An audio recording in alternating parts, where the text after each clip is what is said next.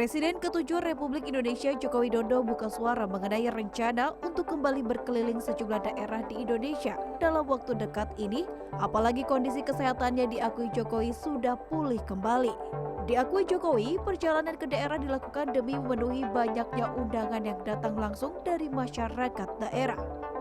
Ditambahkan Jokowi, selain untuk bersilaturahmi dan memberikan motivasi kepada masyarakat, kunjungan kerja tersebut juga akan dimanfaatkan untuk melakukan konsolidasi dengan jajaran Partai Solidaritas Indonesia serta para relawan setianya yang berada di daerah.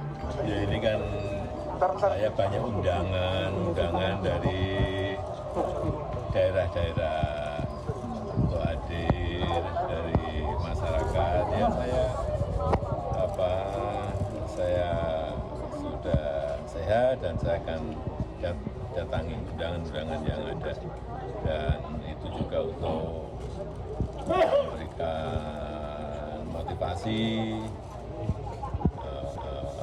dan juga ketemu dengan PSI di daerah, plus juga ketemu dengan relawan di daerah, ya karena ada undangan.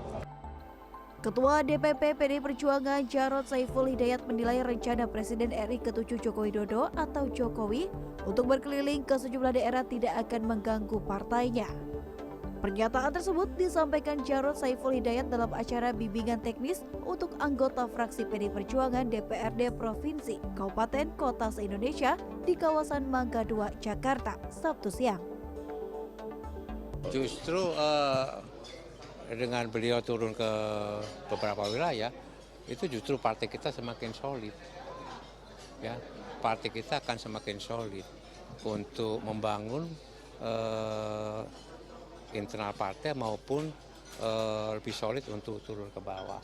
Jadi silakan aja beliau keliling kemanapun, bebas ya. Tapi ya beliau juga harus bisa menjelaskan, menunjukkan untuk supaya masyarakat betul-betul yakin ya bahwa ijazahnya itu asli. Tunjukkan aja ijazahnya.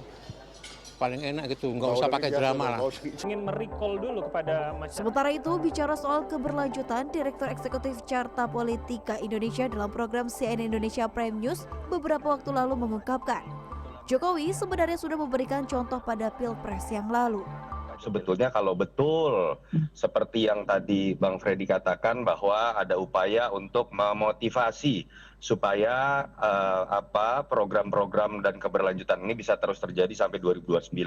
Sebetulnya kan ada pertanyaan besar yang kita ingin sekali, terutama ya banyak sekali pendukung Pak Jokowi yang sedang bertanya, kok berbeda sekali sektor prioritas yang dulu Pak Jokowi sangat tempatkan di top of the list, lalu kemudian sekarang berbeda sekali. Pak Jokowi nggak pernah memotong anggaran pendidikan untuk program lain dalam pos anggaran. Pak Jokowi tidak pernah memotong anggaran desa untuk pos anggaran lain. Pak Jokowi sangat fokus pada anggaran infrastruktur yang sekarang kita tahu bahkan growth-nya minus dibandingkan dengan anggaran tahun lalu. Saya sih berharap kalau bicara secara kenegarawanan itu yang sebenarnya bisa coba diluruskan oleh Pak Jokowi. Lalu kemudian memang Pak Jokowi bisa tetap menjamin bahwa keberlanjutan sedang terjadi dan bukan sekedar keberlanjutan ini dengan diposisikannya anaknya menjadi wapres saja, tapi lebih lanjut, Yunarto mengungkapkan dalam konteks Jokowi akan berkeliling, Jokowi sedang menguatkan posisinya kembali sebagai kingmaker. Tim Liputan CNN Indonesia.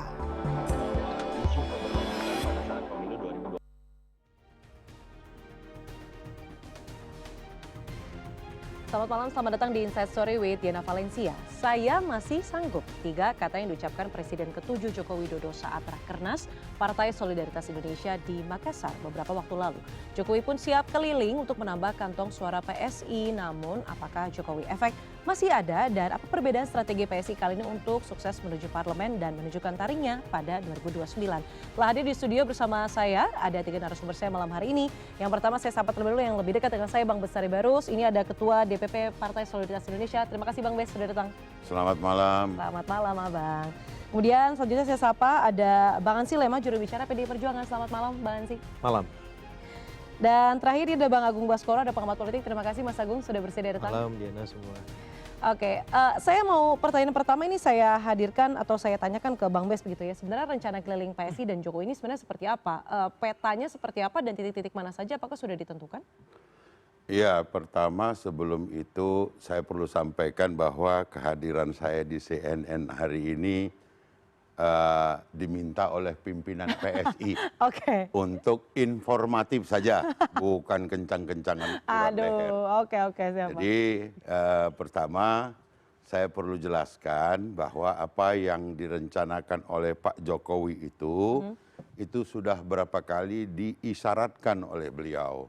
Dalam pertemuan-pertemuan yang cukup besar pada saat Kongres di Solo, beliau menyampaikan bahwa hari ini saya memutuskan untuk mendukung full PSI dan akan bekerja keras untuk itu. Kemudian juga pada Rakernas beliau menyampaikan saya masih sanggup ya untuk PSI ini turun ke 38 provinsi. Bahkan sampai ke kabupaten kota dan juga sampai dengan kecamatan bila diperlukan.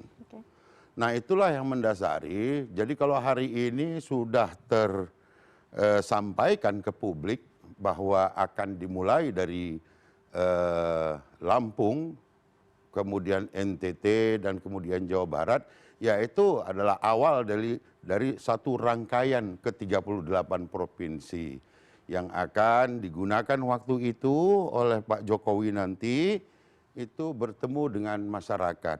Kita tahu persis setiap hari ada orang datang ke rumah beliau di Sumber di Solo sana. Ada yang datang karena kebutuhan ingin bertemu Pak Jokowi, ada yang mengantarkan undangan-undangan perkawinan, bahkan ada undangan perkawinan disampaikan. Ada juga undangan tentang melepas rindu karena selama masa jabatan Pak Jokowi 10 tahun itu mereka banyak bersua dengan Pak Jokowi dan hari ini ada kerinduan. Dan juga yang paling penting adalah dua hal yang disampaikan pada Kongres dan pada Rakernas di dua tempat ini menyatakan di sana akan bertemu dengan PSI. Bang Bes, kita harus tahan dulu diskusi kita karena ada informasi mendesak dari Istana. Kita akan lihat terlebih dahulu. CNN Indonesia Breaking News. Dan saat ini Anda menyaksikan CNN Indonesia Breaking News bersama saya Diana Valencia. Saat ini kita akan mendengarkan keterangan resmi dari Menteri Sekretariat Negara Prasetyo Hadi dan juga Sekretaris Kabinet Teddy Indrawijaya soal isu terkini. Dan kepada seluruh masyarakat Indonesia yang kami cintai dimanapun berada. Izinkanlah pada malam hari ini kami bertiga untuk menyampaikan informasi dan keputusan dari pemerintah yang sudah diambil oleh Bapak Presiden berkaitan dengan Badan Gizi Nasional. Sebagaimana kita ketahui bersama bahwa Badan Gizi Nasional memiliki peran yang sangat strategis di dalam mendukung agenda pemerintah di bidang peningkatan kualitas gizi masyarakat. Tugas ini tentu menuntut tata kelola yang kuat, koordinasi lintas sektor yang efektif, serta kepemimpinan yang mampu memastikan seluruh program dapat berjalan tepat sasaran, tepat waktu, dan sesuai dengan prinsip-prinsip akuntabilitas. Dalam menjalankan tugas keseharian, Bapak Presiden tentu terus melakukan monitoring dan pada akhirnya melakukan evaluasi terhadap seluruh kinerja kabinet termasuk kinerja Badan Gizi Nasional. Dan tentu di dalam proses evaluasi tersebut, Bapak Presiden terus mendengarkan dan mendapatkan masukan dari berbagai pihak, baik dari kementerian-kementerian terkait maupun dari masyarakat, termasuk dari para penerima manfaat dari program makan bergizi gratis yang dilaksanakan oleh Badan Gizi Nasional. Berkenaan dengan hal tersebut, selama kurang lebih hampir 1,5 tahun, melakukan monitoring, melakukan evaluasi, maka pada hari ini, Selasa, tanggal 2 Juni tahun 2026, Bapak Presiden mengambil keputusan untuk melakukan pergantian pimpinan Badan Gizi Nasional. Yang pertama adalah Saudara Dadan Hindayana sebagai Kepala Badan Gizi Nasional. Yang kedua, Saudara Lodwig Pusung sebagai Wakil Kepala Badan Gizi Nasional. Yang ketiga, Saudara Sony Sanjaya sebagai Wakil Kepala Badan Gizi Nasional. Tentunya disertai dengan ucapan terima kasih atas kerja keras, dedikasi selama ini di dalam membangun fondasi dan mengembangkan Badan Gizi Nasional. Untuk selanjutnya, Bapak Presiden memutuskan untuk mengangkat Saudari Nani S. Diang sebagai Kepala Badan Gizi Nasional yang baru.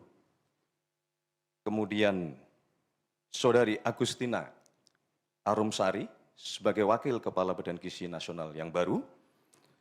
Dan Saudara Maijen TNI Trenggono sebagai Wakil Kepala Badan Gizi Nasional yang baru. Kepada 3 pimpinan Badan Gizi Nasional yang baru, kami berharap untuk dapat segera melakukan konsolidasi internal, memperkuat koordinasi lintas kementerian dan lembaga, dan tentu saja juga memperkuat koordinasi bersama dengan pemerintah daerah, baik provinsi maupun kabupaten kota, serta memastikan seluruh program Badan Gizi Nasional dapat tetap berjalan dengan sebaik-baiknya.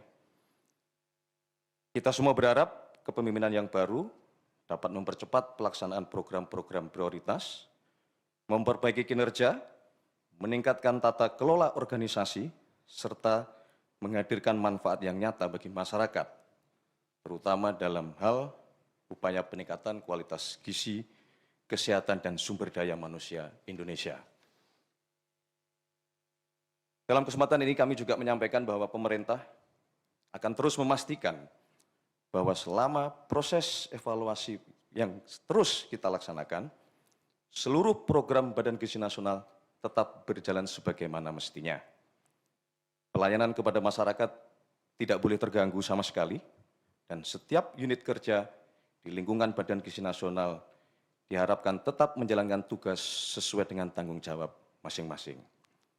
Pemerintah sekali lagi menegaskan bahwa pergantian kepemimpinan ini tidak akan mengganggu komitmen kita di dalam menjalankan program makan bergizi gratis yang dilaksanakan oleh Badan Gizi Nasional.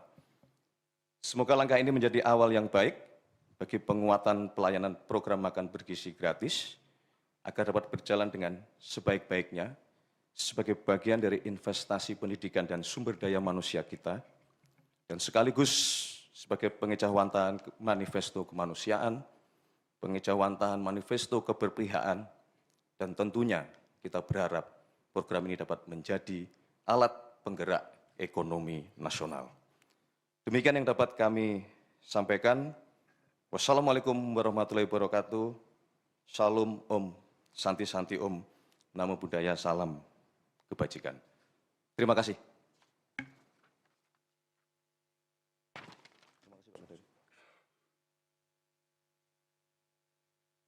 Terima kasih teman-teman media. Ya.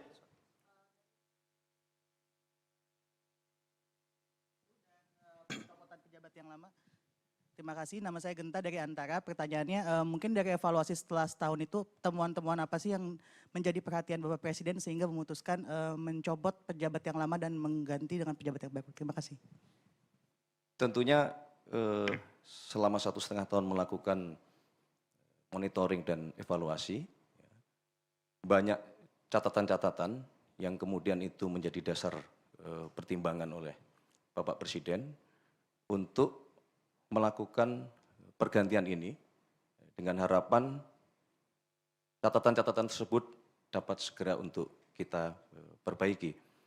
Ada yang berkenaan dengan masalah kedisiplinan dalam menjalankan SOP, ada yang berkenaan dengan masalah kedisiplinan dalam menjalankan tata kelola, termasuk kedisiplinan di dalam menjaga kualitas dari makanan yang seharusnya sudah ditetapkan oleh Badan Gizi Nasional. Beberapa hal tersebut yang menjadi dasar pertimbangan dalam 1,5 tahun ini. Demikian? Cukup ya?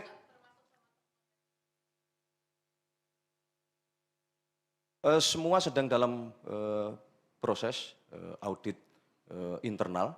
Itu adalah bagian dari yang sekali lagi kami sampaikan, itulah bagian dari monitoring dan evaluasi terus-menerus yang kita lakukan karena kita memang menghendaki Badan Gizi Nasional ini dapat menjalankan tugas dan fungsinya dengan sebaik-baiknya. Cukup ya? Tunggu, nanti akan kita umumkan.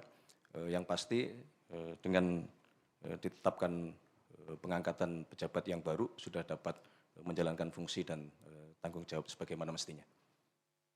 Baik, terima kasih semuanya teman-teman media. Terima kasih. Selamat malam.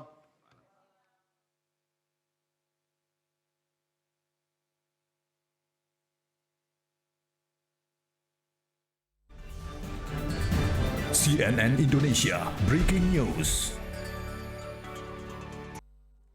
Kami lanjutkan diskusi malam hari ini soal PSI dan kelilingnya Jokowi. Ataupun mungkin bisa kita katakan tour of Jokowi. Bang Bes tadi menyampaikan bahwa ada beberapa titik yang dituju menjadi kloter pertama, Lampung, kemudian NTT dan juga Jawa Barat. Kenapa 3 wilayah itu dipilih? Pilihannya Pak Jokowi atau atas saran teman-teman PSI? Ya saya kira memang harus ada yang dipilih dari awal karena tidak mungkin sekali kunjung itu kan 38 provinsi. Betul. Maka nanti secara bertahap diawali dengan 3 provinsi ini, dilanjutkan dengan yang lainnya. Tentu ada yang akan kita dorong untuk dihadiri oleh Pak Jokowi karena pada kesempatan hari ini kita sedang juga melaksanakan apa yang diamanahkan Pak Jokowi selaku patron kami di PSI. Siapkan mesin organisasi ini sampai ke tingkat kecamatan bahkan sampai ke tingkat desa dan kelurahan. Nah jadi mungkin ada juga yang akan menyesuaikan dengan apa yang kami nanti jadwalkan. Ada juga yang memang tim Pak Jokowi. Karena tidak melulu nanti ini akan bertemu dengan PSI, diutamakan PSI. Tapi ada juga yang dari relawan di daerah dan kemudian ada juga kelompok-kelompok tokoh masyarakat yang memang punya akses ke Pak Jokowi mengundang. Jadi satu kali kunjungan itu bukan cuma satu titik saja di provinsi itu. Ada beberapa nanti yang mungkin akan didatangi dan dihadiri oleh Pak Jokowi undangan. Jadi agak seperti kampanye ya Bang ya? Silaturahmi mungkin? Kalau dibilang kampanye kan belum waktunya nih. Tapi lebih kepada mendatangi, menyampaikan, memenuhi undangan dari masyarakat. Itu yang untuk kelompok relawan dan juga nanti kelompok masyarakat yang mengundang. Kalau untuk PSI-nya memang itu sudah dijanjikan beliau seperti saya sebutkan di awal tadi. Akan datang begitu. Saya beralih ke Mas Agung. Mas Agung, kalau tadi ada 3 titik, Lampung, kemudian ada NTT dan juga Jawa Barat. Anda melihatnya seperti apa? Kenapa 3 titik ini dipilih oleh Pak Jokowi untuk jadi salah tiga area yang didatangi pertama kali untuk dalam tanda kutip berjuang untuk PSI? Ya, yang saya dapatkan informasi kegiatan ini memang diinisiasi oleh relawan Pak Jokowi semacam itu. Nah PSI dalam tanda petik ikut mengayuh 2 pulau supaya konsolidasi internal di antara relawan dengan partai tercapai. Jadi kalau misalkan NTT ya kita tahu ini basis karena di masa pemerintahan Pak Jokowi kebijakan-kebijakan beliau banyak diarahkan ke Indonesia bagian timur semacam itu sehingga itu membuat ya simpati kemudian popularitas beliau di sana cukup baik. Nah kalau ditanya Lampung dan Jawa Barat saya kira pertimbangannya mungkin relawan Pak Jokowi di sana masih cukup solid dan terkoordinir ya sehingga memang permintaan mereka untuk bertemu langsung dikabulkan. Yang jelas 3 wilayah ini akan mencerminkan banyak hal Mbak Diana. Pertama soal tadi ya apakah Jokowi efek masih berefek di wilayah-wilayah itu secara kualitatif gitu karena kita tahu setelah 1,5 tahun Pak Jokowi tidak menjabat otomatis fitur-fitur kekuasaan yang beliau miliki sudah tak optimal kan. Nah, sehingga turun ke bawah ini menjadi salah satu cara untuk memastikan ya magnet figur beliau terjaga. Apakah tetap menarik, apakah Jokowi efek itu punya magnet yang besar untuk memastikan ketika nanti pemilihan 2029 ya magnet itu bisa menyedot animo ataupun perhatian elit maupun publik kita. Yang kedua ya tadi ajang silaturahim konsolidasi di internal antara PSI dengan relawan karena kita tahu ada riak-riak yang mengemuka di antara keduanya, apakah PSI, apakah relawan karena ya suka atau tidak kan Pak Jokowi ini punya benchmark. Ya, partai-partai presiden ini memberikan wewenang penuh kepada presiden. Misalkan Ibu Mega sekarang ketua umum, Pak SBY ketua Dewan Pembina. Otoritasnya ya kalau Bu Mega 100%, kalau di Demokrat 50-50 tuh Pak SBY sama AHY. Pak Prabowo 100%. Nah Pak Jokowi di PSI ini kekuasaannya, kewenangannya 100% nggak? Atau terbagi-bagi lagi nanti. Nah itu kan belum secara definitif dijelaskan sehingga yang saya tahu relawan ini masih menjaga supaya Pak Jokowi memberi ruang buat semua partai, bukan hanya PSI. Ketika nanti turun ke bawah semacam itu. Walaupun kata Bang Bestari tadi ngecek nih apakah sampai RT/RW kepengurusannya. Karena deadline Pak Jokowi ketika pidato kongres kan jelas tuh. Harus dirapihkan. Kalau misalkan nanti deadline 2026 tidak tercapai ya tunggu dulu. Tapi kalau bisa tercapai saya akan mati-matian bersama PSI seperti itu. Jadi agenda kedua itu agenda ketiga suka atau tidak ini untuk melindungi legacy dan merawat ya magnet elektoral keluarga Pak Jokowi sendiri.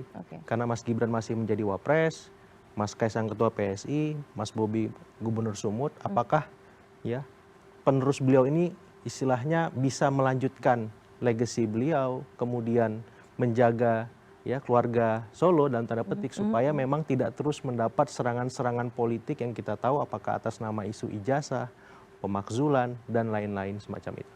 Oke, saya beralih ke Bang Ansy. Bang Ansy, kalau melihat tekad dari Pak Jokowi yang akan mati-matian ke PSI, kemudian tadi ada 3 wilayah area yang didatangi, salah satunya, Abang kampungnya juga NTT ya Bang? Oke, salah satunya wilayah Abang gitu. Anda melihat atau menakar sekiranya Jokowi efek itu masih berefek gak sih Bang? Saya harus bicara jujur ya sejak awal. Saya sebenarnya heran.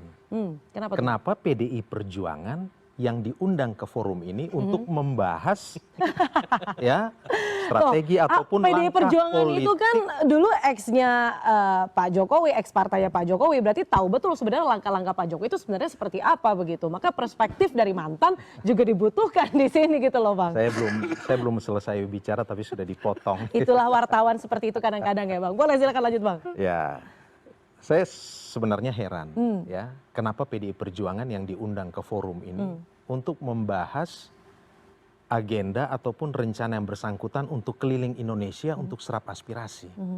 Karena bagi kami sudah tidak ada hubungan. Bagi PDI gitu ya, Perjuangan itu ini sudah cerita masa lalu, kami sudah tutup buku dan tidak ada relevansinya membicarakan soal ini. Saya tidak ingin mengomentari terlalu jauh ya langkah politik, strategi politik, ataupun manuver politik yang dilakukan oleh partai politik lain. Bang Ansy, mohon maaf kita harus pause dulu sebentar diskusi soal mantannya ini karena kita akan dengarkan langsung konversi dari DPR RI, Wakil Ketua DPR RI Sufmi Dasko Ahmad. Masih akan berlangsung dan tahap finalisasi sebelum kemudian akan diparipurnakan demikian. Baru saja istana konversi Bang terkait dengan kabar BGN Bang, pergantian pimpinan di BGN, tanggapan dari DPR mungkin Bang? Ya begini, kami juga mendapatkan informasi dan juga setelah mendengarkan konferensi pers dari Menteri Sekretaris Negara tentang pergantian kepala BGN. Tentunya kami mengucapkan apresiasi dari Dewan Perwakilan Rakyat Republik Indonesia kepada pemerintah yang kemudian telah mendengarkan aspirasi dari masyarakat maupun penerima manfaat dan juga hasil koordinasi dengan lintas kementerian dan juga masukan dari DPR sehingga kemudian pemerintah dalam hal ini Pak Presiden telah mengambil satu keputusan untuk mengadakan evaluasi pimpinan BGN yang kita dengar tadi dari Mensesnek terdiri dari Kepala BGN dan 2 Wakil Kepala BGN.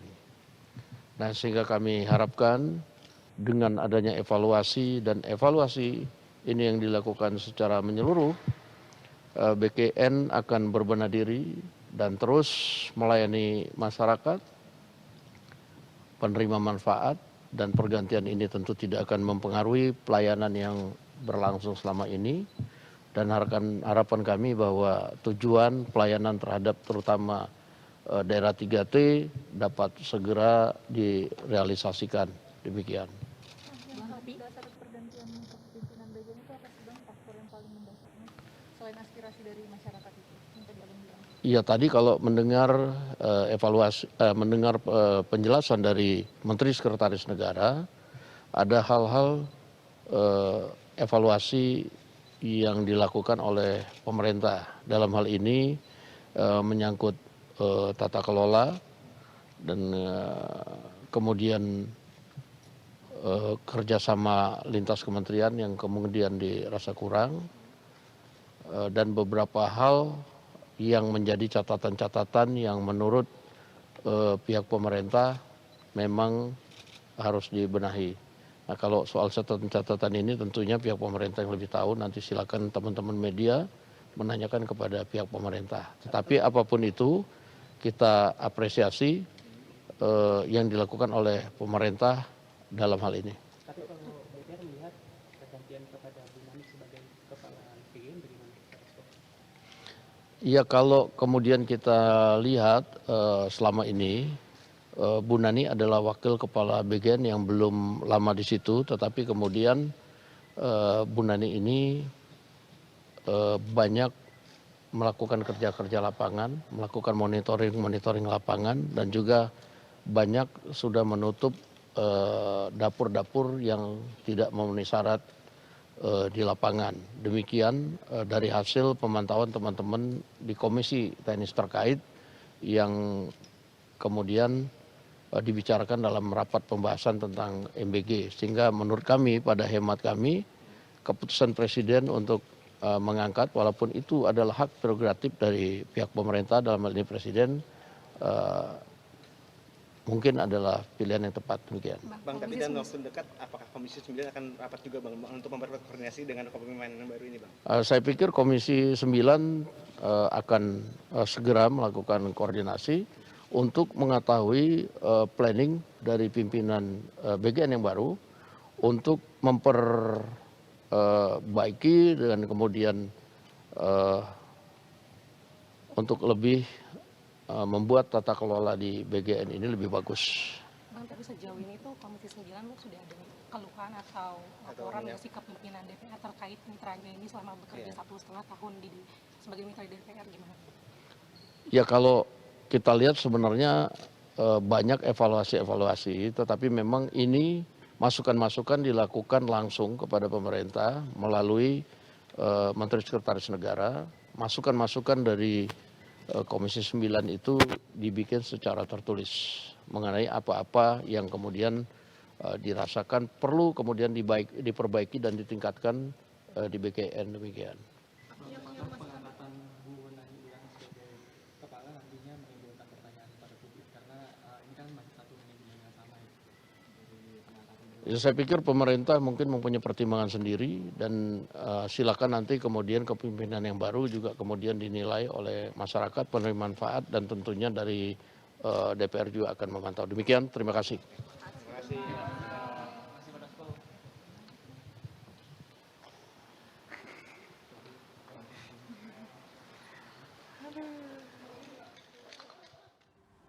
Yang baru saja Anda saksikan adalah pernyataan resmi dari Wakil Ketua DPR RI fraksi Partai Gerindra Sufmi Dasko Ahmad soal pergantian kepemimpinan di Badan Gizi Nasional. Dan kita akan lanjutkan diskusi kita malam hari ini. Jangan kemana-mana, tetaplah bersama kami.